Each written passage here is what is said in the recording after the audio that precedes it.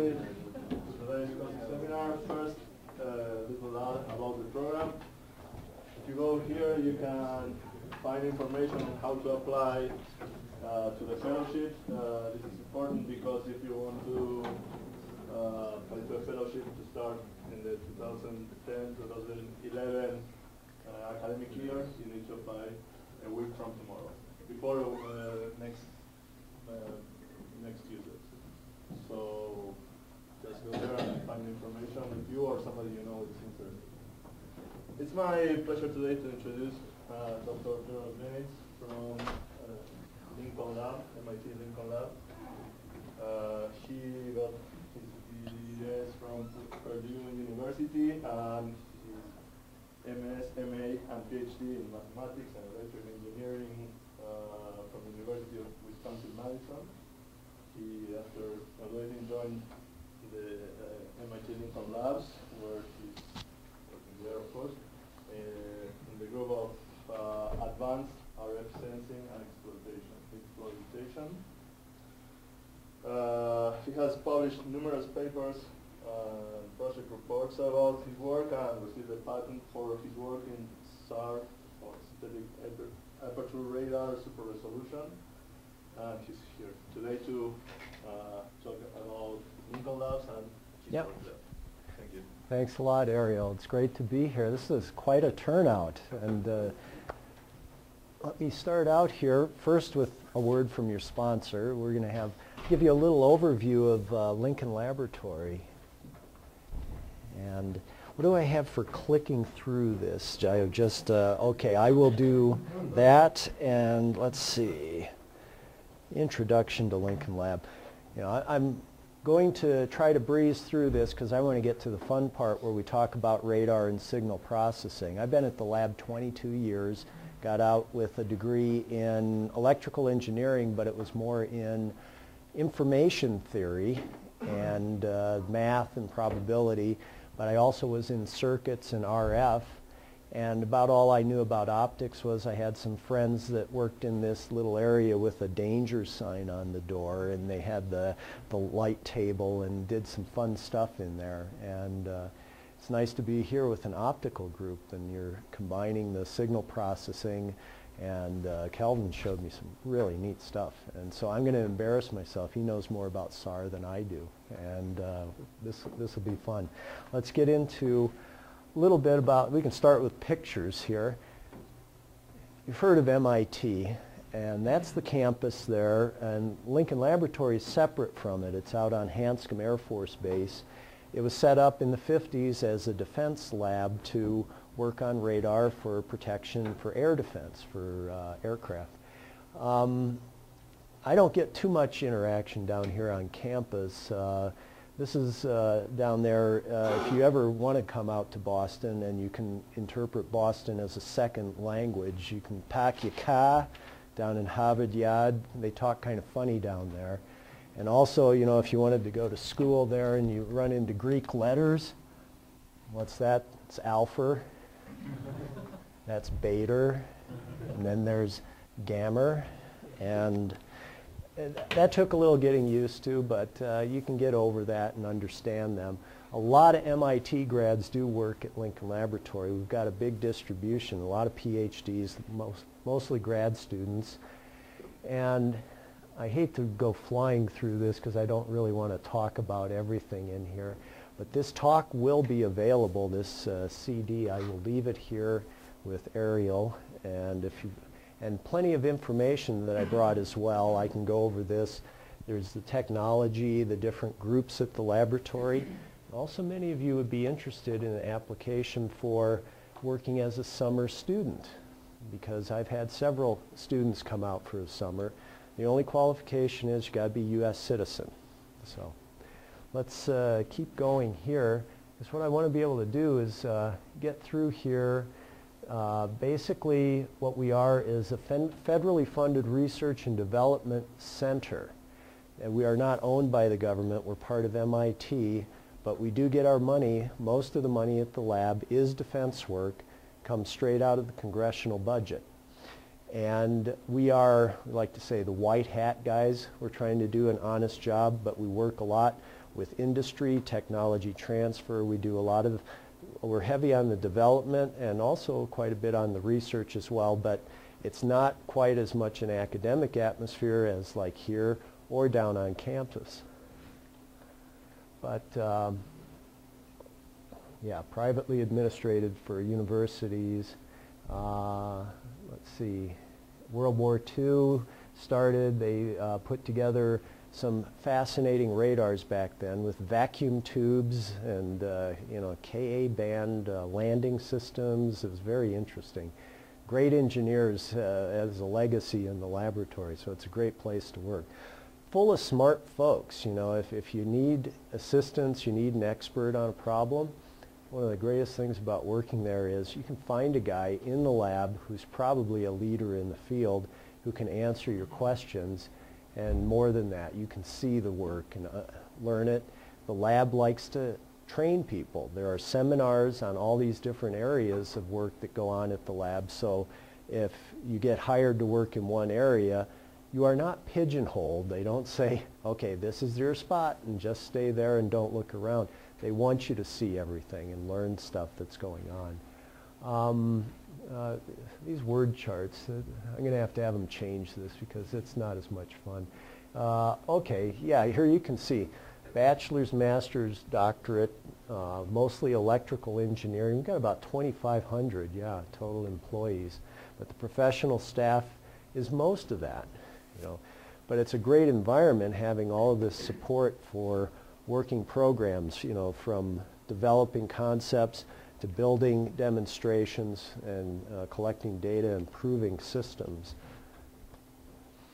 So let's take a look at some things here. We can see, we'll touch on all of these different areas. This aircraft on the right is the one that held the radar that will be part of my talk coming up.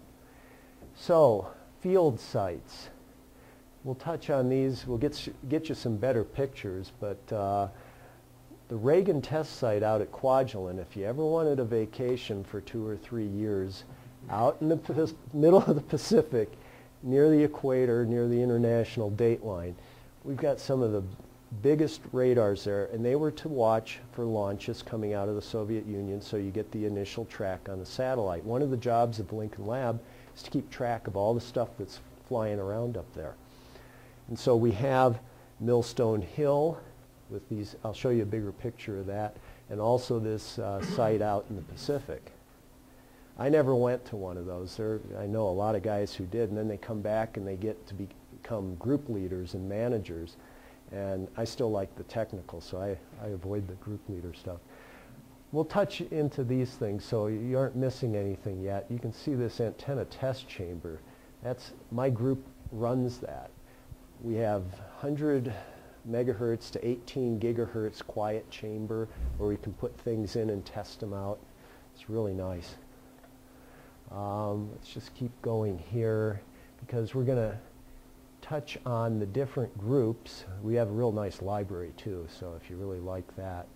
I'm going too fast for you. We can show you the, we'll touch on these things, but this is now getting to an introduction to different research areas. ISR, intelligence, surveillance, reconnaissance. That's what the group area I'm in. My group has radar on aircraft looking at the ground, trying to find things. So that's this kind of thing. SAR, GMTI, ground moving target indicator. SIGINT, another group, signals intelligence. You want to snoop and pick up, you know, find out who's saying what, where are they. Let's get on. I'll show you this later. We do underwater acoustics. This is tracks of boats using an array of microphones that comes out the end of a submarine. And what you do, an operator on board has to follow these guys, and then you want to try to find the one that is the enemy submarine, and the rest of these are merchant ships and all kinds of noisy stuff. We have lots of testing and aircraft for doing the tests, and we'll get into some better pictures so you can see a little bit more. Systems and architectures, this is too wordy. That one's got kind of a nice picture, but the embedded digital systems, we got a whole group at the lab dedicated to trying to get more flops per watt per pound per box size than you can imagine. But you know what they're falling back to now? You go get these graphics units, GPUs, and so what they're trying to do is figure out the ways to, well, you've probably heard of FPGAs, field programmable gate arrays. Those are great things for doing upfront, fast Fourier transforms, dot products, filterings.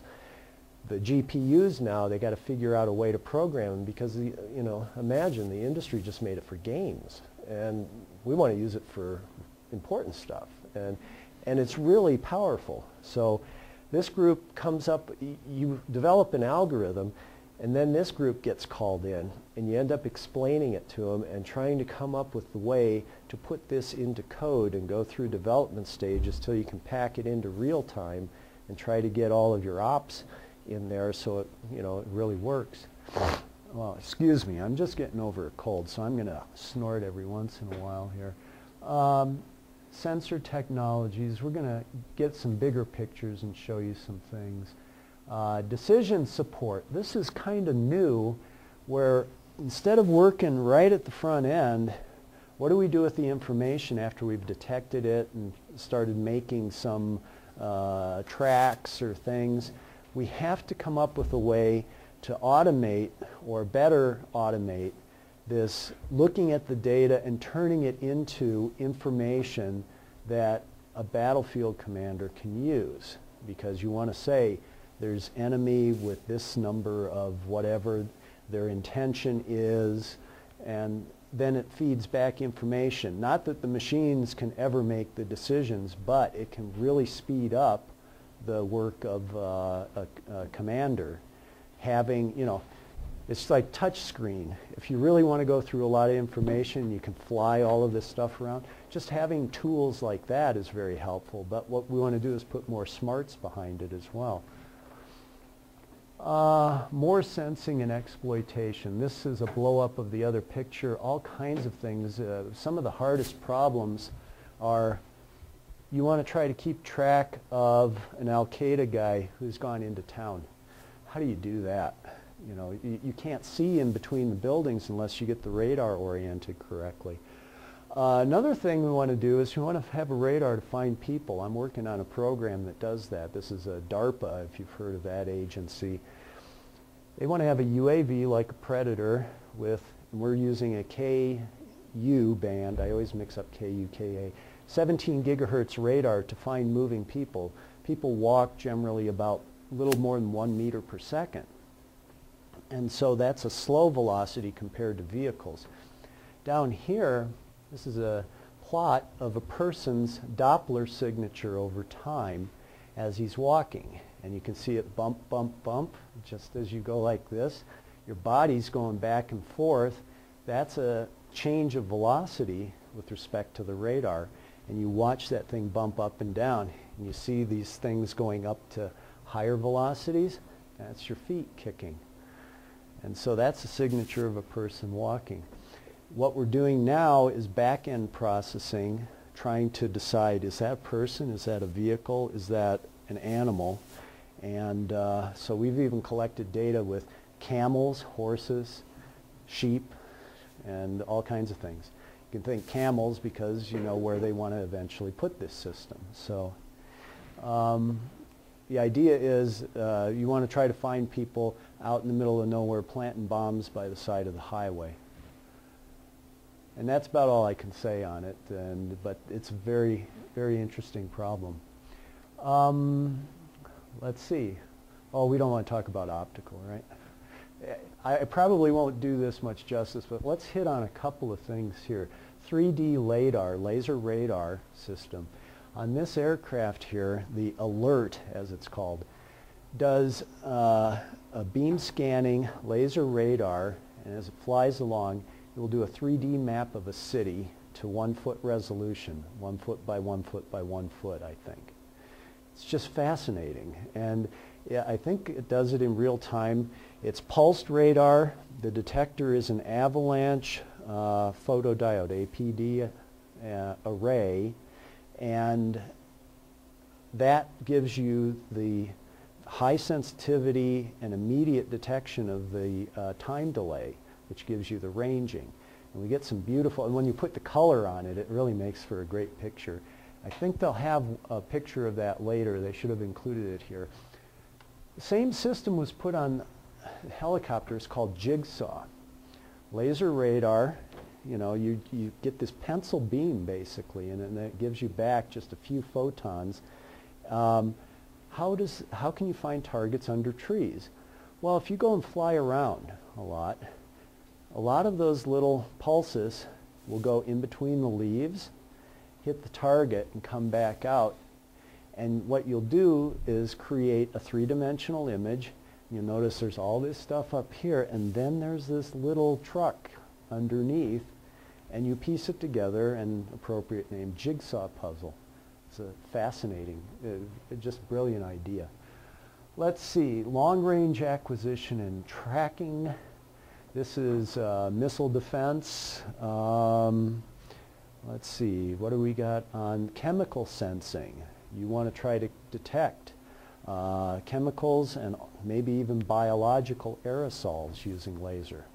So there's work going on in that. Air and missile defense. Missile defense, you will hear every now and then about tests out in the Pacific. They launch this and then an interceptor has to go up. And that's a multi-system problem where you're trying to detect it, hand it off to another system that's going to fire the missile and get all the coordination and information passed along. Okay, so we work in a lot of those systems as well. So air and missile defense thrusts, there's more words. These pictures are too small. We used to have prettier ones. So here's another, air vehicle survivability. If somebody's got to fly in over the land and you've got a surface to air missile site, how do you plan this? How do you jam these things? All kinds of, you know, blue team, red team, they'll call it. You know, the blue guys are the good ones, the red guys are the enemy. You got to plan these things out and also come up with the systems to be able to execute these things. Also, I should say, well, as far as time goes, I'd like people to be able to interrupt, but we'll try not to have too many questions in the middle because I guess I have to end at 5, right? So, air traffic control. This is the non-defense part of the laboratory.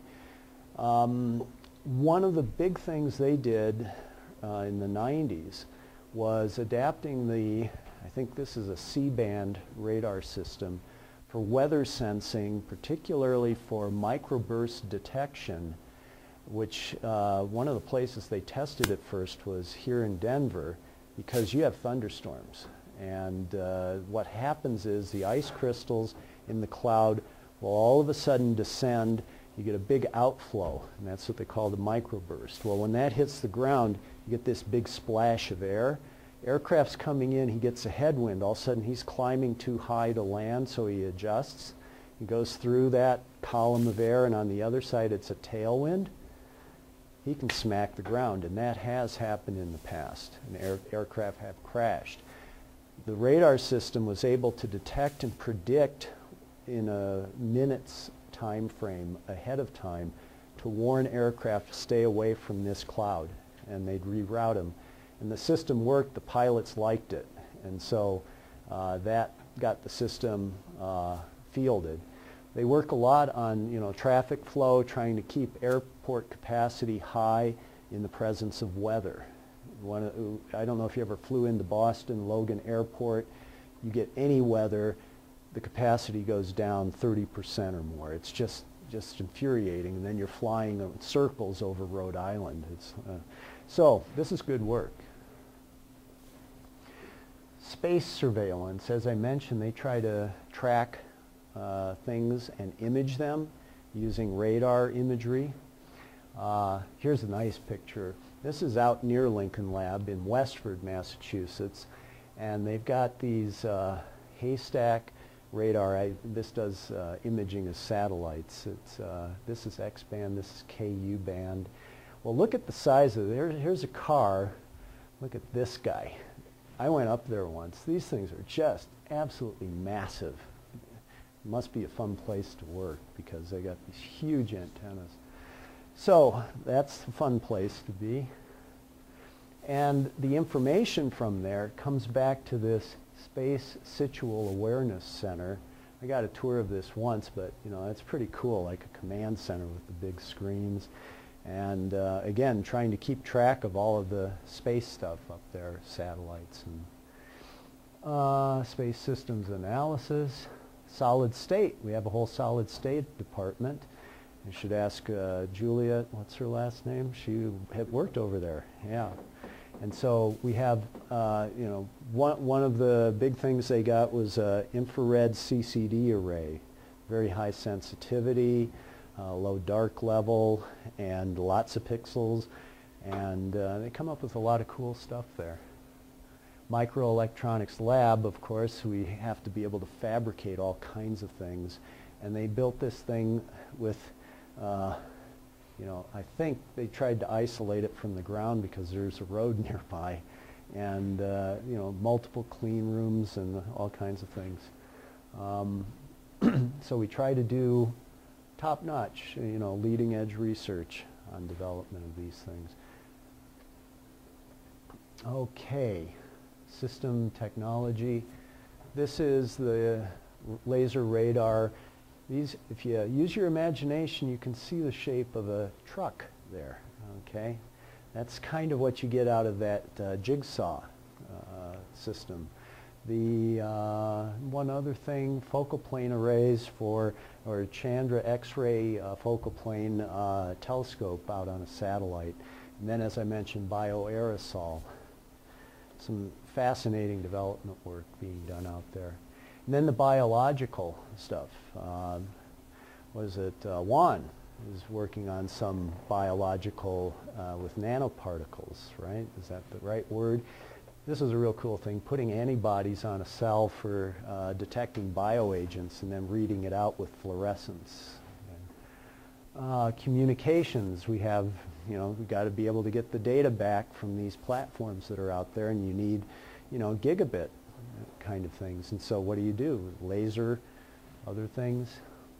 So let me, speech and language. You want a speech detection, language, even dialect detection. And we have a fabrication facility to make things that you need. All kinds of things for the tests that have been done. And that wraps it up, and I can move on to my talk unless we have a question or two. I kind of really glossed over that, but let's see here. Get rid of that one and move on to synthetic aperture radar, abbreviated SAR. What I'm going to go through here, let me take a drink here. Some of the basics on radar and radar imaging, and specifically how you form an image. Why don't I get a, I'll just use this here. The part of the talk that's my favorite is getting into some adaptive processing, post-processing, trying to mitigate the effects of a jammer, and another interesting processing that we did with that. And that'll wrap things up. Let's go in here, starting out with what is radar. Radio detection and ranging. Basically, you send a blip, you get a blip back. And generally, what a radar has is a pretty wide beam. It's not like with optics. Well, lambda over d is your beam width, right? Optics guys know that. Well, our lambdas are meters, or centimeters. So by the time this radar beam goes out 10 kilometers or more, it's pretty wide. It's bigger than a target. So all you get is a blob that comes back. You want to be able to image this, though. Well, first off, we can get range resolution, and we'll talk a little more on the next slide. But the real problem is getting this angle, or what we'll call cross-range resolution, in order to really see a picture of the target. A little more detail. let's say range is going to be this direction here and cross range there. If I want to put pixels on this guy of a certain size, I need a range resolution. Range comes in with bandwidth. The higher bandwidth you have, the skinnier a pulse you can get, right? Basically 1 over the pulse width is the bandwidth. Okay, C over twice the bandwidth turns time delay into range delta. So that's easy to do. If you have a bandwidth of 600 megahertz, you'll get a 1-foot resolution.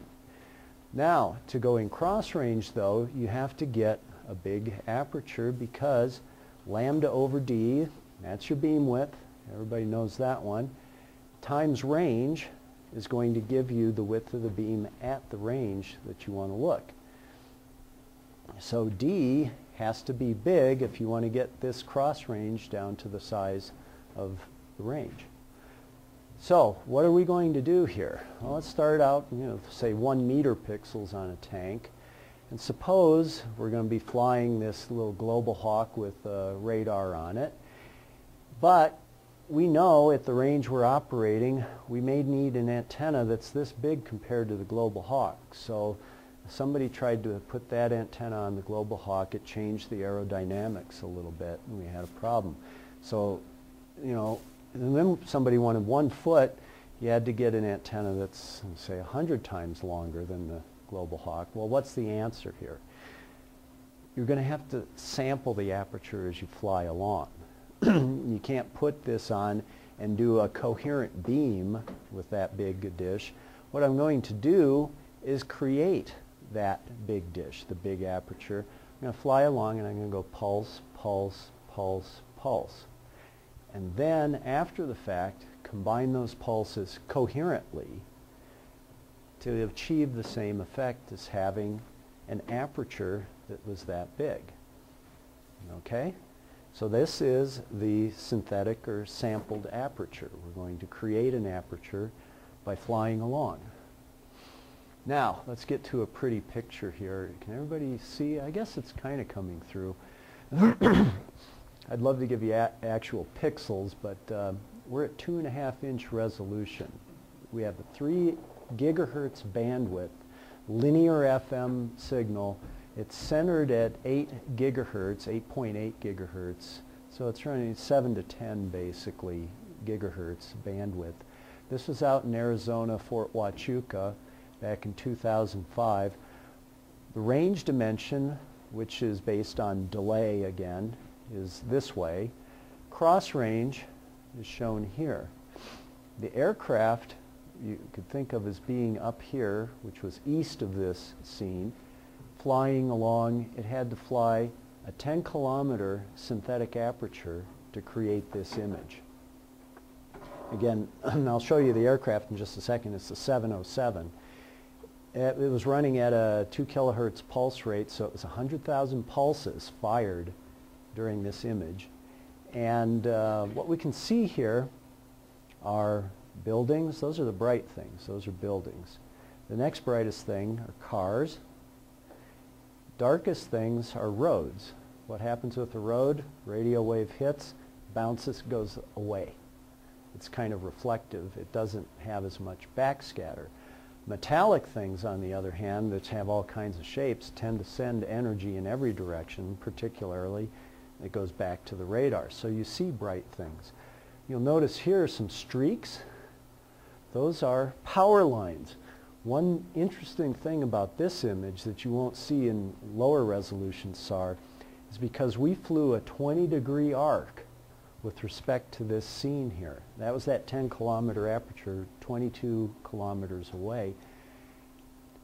What wire usually does is just flash back at you, but as we flew along, that flash was sliding along the power line. And then when you integrate things up afterwards, it just fills it all in and you get to see the power lines. Okay, we've got a parking lot with some trucks. We've got cars. Here's a road coming up. They want to take a left turn, and you can see that's an F-150, and that's a Camry. And, oh, you can't tell? No. The original word for this was blobology. You see these blobs in the image, you try to figure out what they are. You get to this resolution, these are cars in a parking lot right next to each other. Let me click on this, give you an aerial photo so you can kind of line things up. This building is that building, and there, and here's this street going along, and here are the guys coming up to take the left turn. And a look at the aircraft. I'll give you a bigger picture on this later on. But here's that phased array antenna in the nose. This is called Lincoln Multimission ISR Testbed. It has since been decommissioned. It was an internal project where we put this phased array on here. I think the next, well, I'll a little bit later go into a little more detail on that. But let's get a brief history of SAR. Early on, it was the guys at Goodyear. You ought to mention the name. I forgot his name, of the original inventor of the offset. Pardon? Yes. Okay. The early demonstration, University of Illinois, and then it moved into a place called Willow Run, which eventually became IRM, the Environmental Research Institute of Michigan. IRM is kind of not around anymore. The radar part has gone with General Dynamics. They've been bought out. Let me show a couple other, go through the rest of the chart here. Early on, there was optical processing. These guys were fantastic engineers. The signal that they received, they printed the film and then played it back as a hologram, basically, right? That's the, here's an early image of, I think was a ridge of mountains, but very low resolution. Here's an image of Washington, D.C. from a Sandia radar these days. And it wasn't until in the 80s when we could get the digital processing that then they went and pushed the resolution up a lot higher. And now the, SAR imagery has become very prevalent. We've got it on Predators, these unmanned air vehicles. Any of the military aircraft that have radar usually have a SAR mode, so they can make pretty pictures as well. And but it was real fascinating to see how they were able to pull this off just using film way back when. And I'm going to say a little bit more about how we got into the high resolution processing with polar format. Basically recognizing, as I showed you before, if we're taking an image from one place on the ground, I'm kind of like flying around it. I'm getting samples on radial lines. So my data is naturally oriented on radial lines. Somebody got the brilliant idea, instead of running the film linearly, let's put it on a disk and rotate it so that it is sampling the data the same way that you were sampling in space. And that straightened out the phase lines and allowed you to coherently process over a larger aperture and get the higher resolution out. I'll say more about this in a little bit.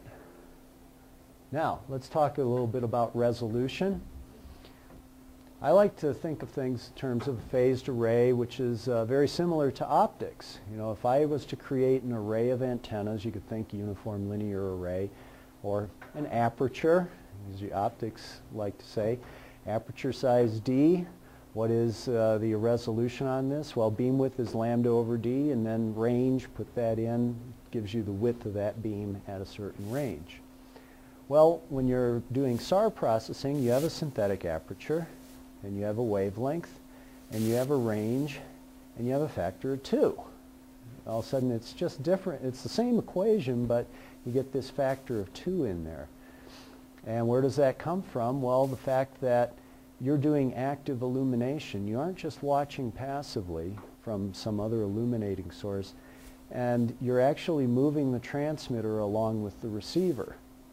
Originally, just the receiver was giving you all of the phase delays, but if you move the transmitter, you get twice the amount of phase delay as you would in this case, and there's that factor of 2. So now you know SAR. If somebody asks you what's the resolution, well, it's got that factor of 2 in there, and you're knowledgeable, right? Okay. Some SAR data gathering modes. One way of doing things is what's called spotlight.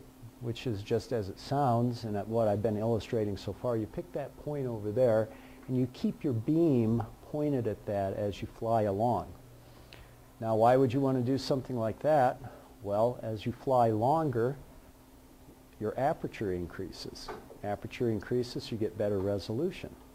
So spotlight mode is for getting very high resolution, but it doesn't give you as good an area rate. So there's another mode in addition to the spotlighting. It's called strip map or scan mode, where you just keep the beam out to the side or pointed ahead or wherever, but you keep it kind of constant and just go fly along and take in the information as it comes, kind of like vacuum cleaner. It's, you can go out and then cover large areas, but you're not going to get as large a resolution because you won't get as fine a resolution because you don't dwell on a spot long enough. Okay, let's see. We're going to get into image formation here, and as I promised you, let's take a look at the 707 aircraft, because I'm going to show you just a little bit about how that radar actually did its signal processing. 707 aircraft with this antenna in the nose. The antenna has vertical subarrays. It was broken into 8 channels, basically, that were 4 elements across. The elements are half wavelength space. You always want half wavelength to give you unambiguous angle resolution over the half plane.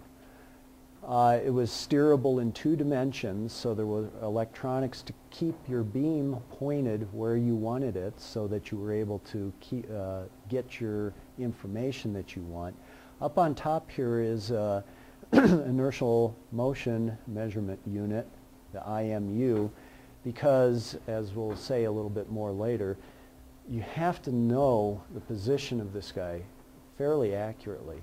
You know, we're talking wavelengths of 3 centimeters. When you go round trip, you have this factor of 2, so it's 1.5 centimeters at 10 gigahertz. You go a little higher in frequency, it's getting shorter. And I want to do coherent processing, but you know, you guys are optics. You're not going to be impressed because your wavelengths are way down like that. But trying to get an aircraft registered to the point of being able to coherently combine on the scale of millimeters takes a lot of work. We had all the electronics for the receivers, transmitter, exciter, and stuff, and back then we thought 3.5 terabyte RAID was pretty good. It was able to suck up the data. We were able to record 8 channels at 480 megahertz, 8-bit samples, real-time. Throw it on here. We weren't able to process real-time on board, but we could in a few minutes get you a 1 meter resolution SAR image. How does it work? Fire that pulse, hits the stuff on the ground, comes back, we get data. Pulse data, navigation data. We're going to process these pulses at first and then do image formation and then some pixel processing and finally come out with an image. And this is from Pease Air Force Base. They've changed the name since, but here's an airstrip up there in the tarmac of an airport and buildings and roads, and down here is a golf course. Okay, this is a 1 meter resolution SAR, and you aren't even getting the 1 meter because you don't see the pixels. This is originally about 3,000 pixels across, or not quite 2,000 I think I cut out here. So here's, for the signal processors, what do? Transmit pulse, shown over here. The original radar actually did a down chirp, and it's covering a bandwidth here of 180 megahertz in 50 seconds. So that's transmit pulse. On a bigger time scale here, you can see the pulse goes out, you wait a while, and then you're going to record over a certain time window where you know that you wanted to look. And we got, therefore, you know, a little more than 30,000 samples coming in, and that was over 8 channels. Well, what are we going to do with this guy? Well, we sampled him with enough bandwidth to actually, you know, Nyquist sampling, 480 megahertz. We actually want to convolve him with the original waveform to turn that pulse that was really spread out into a blip indicative of the delta function that you can achieve using this bandwidth, which is around a 1 meter resolution. How do you convolve? Well, you actually, or correlation match filter, you FFT and bring in your match filter here and do a multiplication. Now we also have to get the navigation data in there so that we can compensate for the fact that the aircraft's moving with respect to the place that we want to image. For SAR, I had 8 channels. First I got to do an overall beamform because all I want is one image here, but we'll talk more about this later. And then this gives me pulses that now have to go into an image formation. Let's talk about what happens in SAR now. For some jargon, range walk, defocus. If you hear range walk, that's what radar guys like to call it. Think of an aircraft flying along on time, trying to image point P1. And the blue, that's his range to that point. Well, when the aircraft's here, that's the range. But as he's flying along, first the point is far away, then he's close, and then he's far. Pretty straightforward, kind of like a parabola. Well, if I want to image this point coherently, I'll take all of the pulses that I received, knowing that the contribution of this point would be along this arc in pulse time and then a delay, adjust all of those delays coherently in phase and sum them up, right? That's a matched filter. Okay, I can do that. I got 1 pixel. Now there's going to be another pixel a little later on. Oh, he's going to have the same sort of shape, but I've got to move the whole filter along. Okay, I can probably do that. Well, now I'm going to have another point that's out here at a little further range. He's going to have a completely different curvature than the closer ones. Okay, now I've got to build a filter to match that and then count how many pixels are you going to have? 1 million? How do you accomplish this? Well, you want to try to be able to focus up a lot of pixels at once. And so one of the thing that you really want to do is use Fourier transforms and use some simple focusing techniques up front. You could focus for 1 point and then do an FFT. One that I'm going to tell you about is polar format algorithm. I already alluded to this, where we take into account the angular collection. Range migration is a name for another algorithm that's designed for strip mode, wide area. And then what I was alluding to before is exact focusing, or we would call it back projection, but that's computationally very intensive. So here's what we do. Remember, we already got these pulses that came in, and I've got the matched filter applied, and I'm going to keep them in the frequency domain and now do this step called polar resampling. And as I said before, what happens when you're collecting data, you're flying along, watching this one point, I'm basically going around it. I've got this look direction, and if I'm far enough away, it's kind of like I laid a plane wave, you can think of it, on the ground, and is perpendicular to my line of sight, has constant phase. All those guys got integrated together, and then when I swept the frequency band, I did a Fourier transform by changing the wavelength along the ground. So basically what I did was a directional Fourier transform, and so I should actually take those samples and lay them out in a 2-dimensional frequency domain along the angle in which I received them. And as I fly along and my viewing angle is changing, I should lay out my samples this way. This is the natural domain where you collected the data. Well, this isn't as easy to work with, so what we want to do is change and resample this so that I can come over here and be on a rectangular grid so that I can go into MATLAB or whatever and do 2D inverse fast Fourier transform. FFT gives you that speed up that you can't get trying to do the hard way of back projection. So we're just going to resample first in 1 dimension and then sample across, and the data becomes rectangularly sampled, and then we get an image out. There will be one other step that we're going to have to do called autofocus.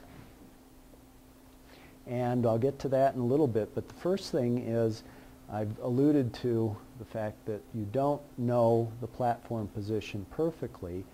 If I'm up at X-band, like I said, the wavelength was 3 centimeters, 1.5 centimeters then is a 360-degree phase shift for round-trip signals. I better be under 1/10 of that to achieve focus. And so, we're talking millimeters, and you can't know an aircraft's position that perfectly. So what's going to happen? Your image is going to be blurred, and you're going to need to do some post-processing to recover the phase error that was introduced by the unknown motion of the aircraft. Several different algorithms are available. This is an older one called phase gradient algorithm, developed by Sandia Laboratories out in Albuquerque. They've done a lot of really good development on autofocus. This is an array of solar sensors on the ground that focus the sun onto this tower.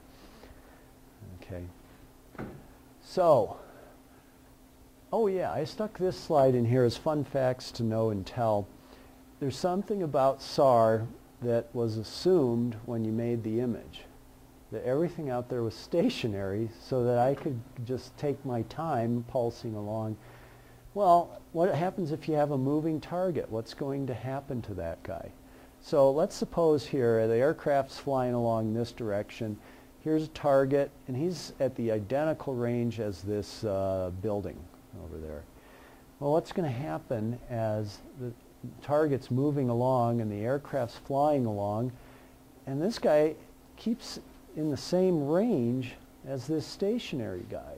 As you're, if you get the geometry just right, like he's driving straight toward the aircraft, it's completely ambiguous. SAR can't distinguish the moving vehicle from the stationary target. And let me show you an example of this. Here is from a 1-foot image, also taken out in Arizona. Here's an intersection of two roads. Here are cars waiting to take a left turn, cars waiting to turn left there. And this is 2 lanes of cars. What's of interest is looking back here. Here's a car at the end who has something attached to him. The only explanation I've got, we didn't have ground truth, is that this is the last guy in line, and he was still moving when we started collecting, and then he put on the brakes, coasted in, and stopped. When he was moving towards the radar, he was shifted over here. You could think of it as a Doppler shift. SAR is like sensing Doppler, and higher Doppler happens to be on this side of the image. So it almost looks like you could have gotten an image of him over here, and then when he put on the brakes, all of a sudden, it snapped back to his stationary position. SAR wouldn't be able to tell you if all you saw was that blob, was that a moving guy or was he stationary? And this gets into moving target detection, where what you do is, instead of just doing SAR, you have to use that phased array, or another phrase that was brought up, monopulse, to discern the phase front coming back across the antenna to tell true angle of arrival. And so you can do a statistical test. The SAR image says he's here. Where does my phased array tell me that he is? Well, over here. Aha! That's a moving target. That's one of the fundamentals of moving target radar, MTI, moving target indicator, that you have a statistical discrepancy between the angle of arrival for energy here versus its surroundings. Okay? So that's an interesting piece. Adaptive processing. I'll try to squeeze this into 10 minutes. This is where we had some fun doing a test to see what happens when some guy decides to jam your SAR. Well, if you have one dish and he turns on this noise generator, we had a noise generator, he filled our band, he was actually pulsing on and off. Well, it's going to kill you if he gets it right into the beam of your antenna.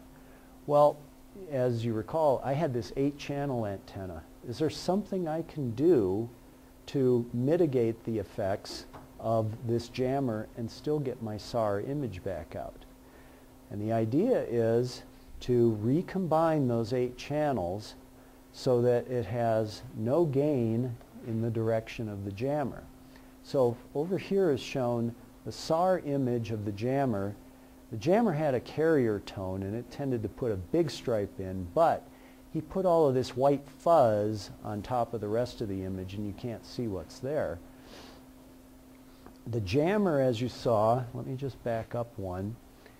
Here was our aim point. The jammer was slightly off in angle, just a little bit ahead. So that's why I drew the jammer to the left of the target.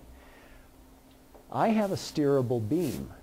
I record 8 channels. I can recombine those channels in such a fashion as to either re-steer, as I'm showing here, or somehow retune it so that the jammer falls in a part of the antenna pattern that has no gain.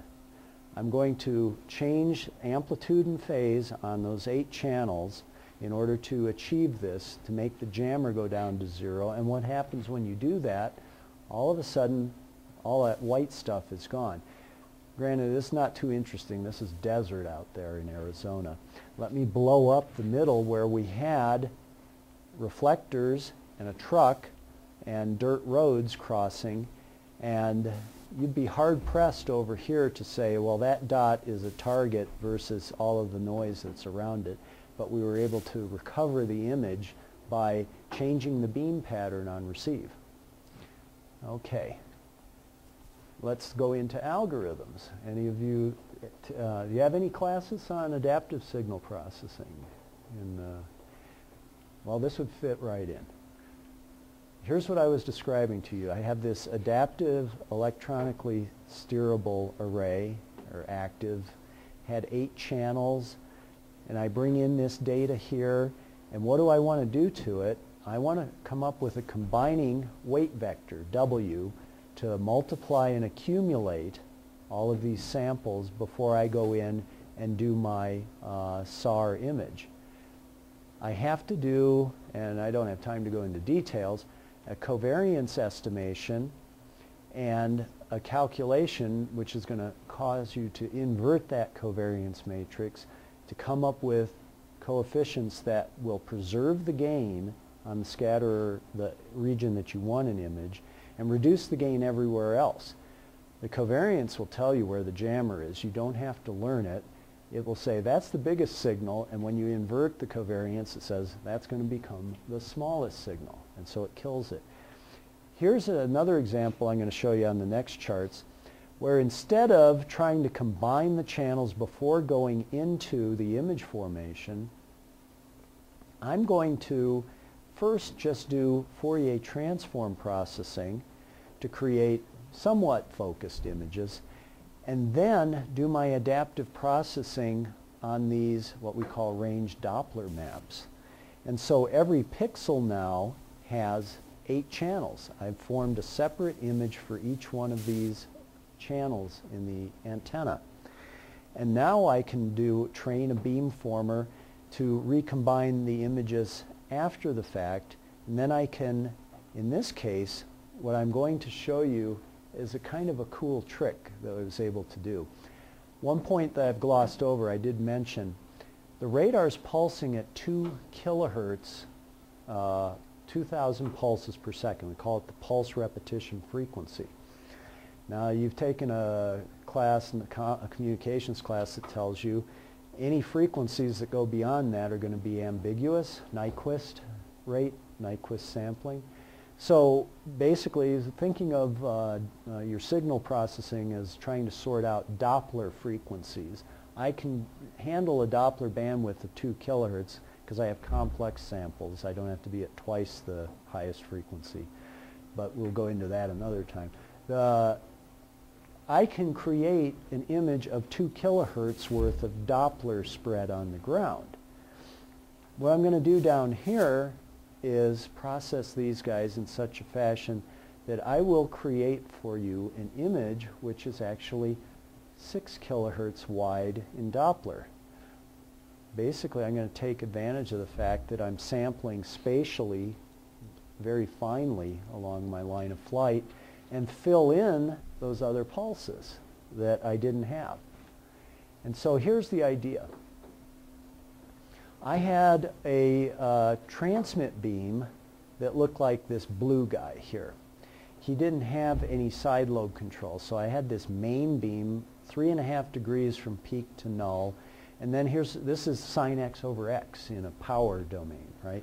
And it goes bang, bang, bang. So it's throwing energy out over a wide region. Remember, I have the 8 channels, those are the subarrays.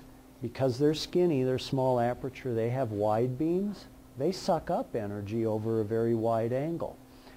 My usual SAR image is just from the transmit beam. That's where you get your energy in the high signal to noise ratio. So here's an image of that Air Force base. You notice the runway's curved?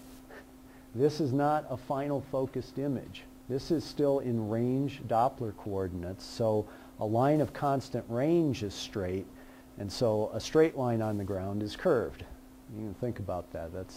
Well, this guy just happens to be 2 kilohertz worth of clutter for the speed we were flying and the wavelength we were operating at. But there's other stuff over here. I was playing with the data one day, and I wanted to try to find moving targets just for fun, and I decided to cancel this main beam. And look over here. This is Interstate 95.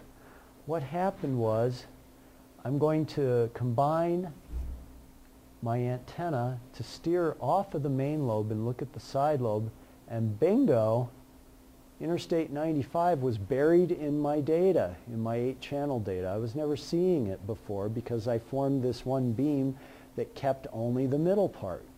If I recombined the channels, I ended up, and you can see the dark stripes, those are the nulls in my transmit pattern because of that sine x over x. But now I've got one image, and there's Interstate 95, and if we go on the other side, you'll see where these bodies of water come in. It found those as well. So I've got the detail on both sides, and now the bandwidth across here is 6 kilohertz worth of Doppler on the ground, but with 2 kilohertz pulse rate, exploiting the fact that I had a multiple channel antenna, a phased array antenna. So that was a fun problem to work on. And that's where I end up right about 5 o'clock. Things to take away from this: how does SAR work? It's making an aperture by coherently combining all of these viewing angles, all of these pulses as you fly along. To get resolution, you can use your antenna concepts: aperture, wavelength, and 1 over time is your bandwidth. And then focusing, we need to know motion of the aircraft very well. Imaging techniques, what we try to do, the main workhorse, is to exploit fast Fourier transforms, but as computers get better, we can do more things than that.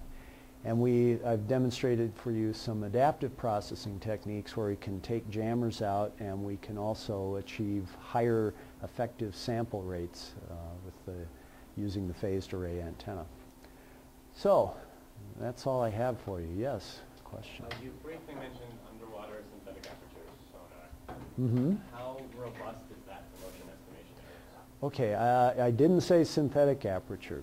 I think they do. Some people do synthetic aperture underwater, and that would be quite a problem. I don't know anybody who's worked on that. The main effort at the lab is actually passive acoustic, but sometimes they do sonar, but they have real array, and these arrays are very long, and what they're able to do with that is beam steering, and if they have even the shape of the array, they can discern, they'll deliberately make the sub go in a turn so it curves the array, and they can tell left and right and range of focus by doing these little tricks.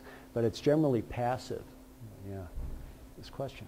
What's the highest pulse rate that has been achieved? Pulse rates vary depending on the system. There are radars that put out 100, 200 kilohertz pulse rates. The problem is, how the pulse propagates out and comes back, and you start to get ambiguous in range if you're pulsing too quickly. But things that mitigate that, if you're trying to find features that require higher pulse rates, then you say, first you run the radar at a low pulse rate, and so you locate them. Then you turn up the pulse rate and get the features that you want off of it. You know. Yes? You mentioned autofocus correcting for the Yeah. range errors. Is the INS so accurate you don't need to do any cross-range autofocus, the positioning of the transmissions along track? Or Well, do you have to do cross-range autofocus as well? That is a very interesting question because no, we really don't ever, basically it's going back, he's asking whether, you know, did you get your velocity right? And if you didn't get your velocity right, I didn't get the angle intercept correct with the ground, and I should probably resample my data. That's not done. Generally, it's assumed the IMU is getting you very accurate to the point of forming that polar grid for the polar resampling, that doesn't have to be redone. So, however, the autofocus algorithm I showed you there was trying to find a one-dimensional phase correction, basically assuming that the bandwidth was minuscule and I could just apply one phase per at each time. Well, you have to go beyond that to get the high resolution imaging and actually go back and try to correct true time delay on each of the pulses. And that is some work that I've been doing right now, and in fact I was doing with a summer student last summer. A couple more algorithms that are very interesting. One is minimum entropy, using entropy, Shannon's entropy, as a contrast metric. Basically, entropy, when things are very smooth and spread out, that's high entropy, and when they're spiky, that's low entropy. A good SAR image is very spiky and speckly. So if you can come up with a gradient descent or some sort of algorithm to tune the entropy by changing the phasings on the pulses, that works very well. Then the next step is going back for the higher bandwidth and actually, instead of just using a one-dimensional phaser, come up with a two-dimensional correction to actually correct the range delays. But I'm giving it short shrift because we're short on time. But as far as trying to redo the sample grid, there's some inverse SAR work that's going on that we're trying to deal with that as well. Because inverse SAR, I'd like to talk about. I don't think I have, I do have a couple of cool charts. This is foliage penetration. You see targets at UHF, but not with 35 gigahertz SAR. Inverse SAR is your radar stationary or slowly moving, and a guy out there is turning. A boat, a car, whatever. It turns. Well, turning gives you all of those look angles, right? The problem is you don't know his turning rate. So I don't know the angular intercept. I don't know how to lay out my polar grid. Should I lay out dozens of them and check all of the image formation, or is there a faster way? And effectively it's like saying, oh, I didn't know my along track velocity in SAR to get that angular intercept right. So these are real problems that we have to work on. Yes? When you do work in UHF, you do anything with Troposphere? troposphere? Yeah. These are usually such near-range images. They don't go much beyond 10 kilometers. So I don't think they've really worried about tropo effects. Longer range, even X-band radars, yeah, they do. You have to. And then I wanted to show one other thing, coherent change detection. You get a SAR image and you repeat the SAR image, and if you use intensity change, you may not see what happened.